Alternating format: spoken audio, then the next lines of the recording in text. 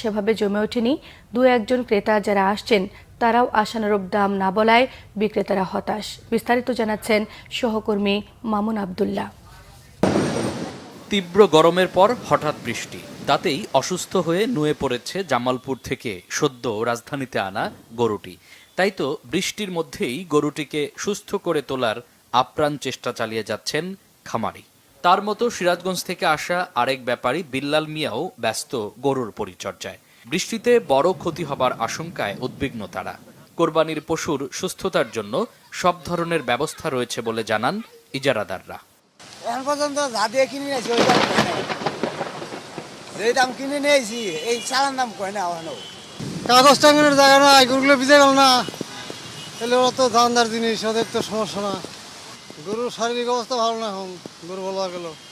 গরুটা গরমের কারণে গাড়িতে নামারে করি এতে শুচ্ছে আর উঠতেছে না, শুধু গরমের কারণে হয়েছে। বৃষ্টি হওয়ার পরে আমরা লেবার দিয়ে আমরা পানিটা যেন নেমে যায় তাড়াতাড়ি দ্রুত, আমরা ওই কাজ করছি অলরেডি। কিছুক্ষণের মধ্যে ওটা ক্লিয়ার হয়ে যাবে। আমরা চেষ্টা করছি যে ব্যাপারীরা যেন কোনো কষ্ট না পায়। বৃষ্টি কিছুটা কমার পরে অল্প কিছু ক্রেতার দেখা মিলল। দাম নিয়ে তাদের মধ্যে পাওয়া গেছে মিশ্র প্রতিক্রিয়া।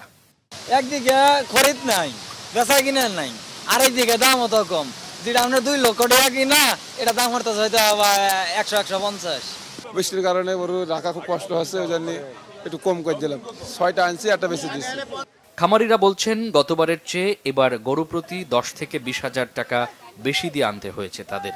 সেই সাথে ফিডের দামও বাড়তি। তাই কোরবানির পশুর দাম এবার বেশি বলে ব্যাপারীরা জানালেন। এটা যেটা কিনলাম সেটা 2 লাখের মানে ছিল, সেটা ইনশাল্লাহ 1,70,000 টাকা কিনলাম।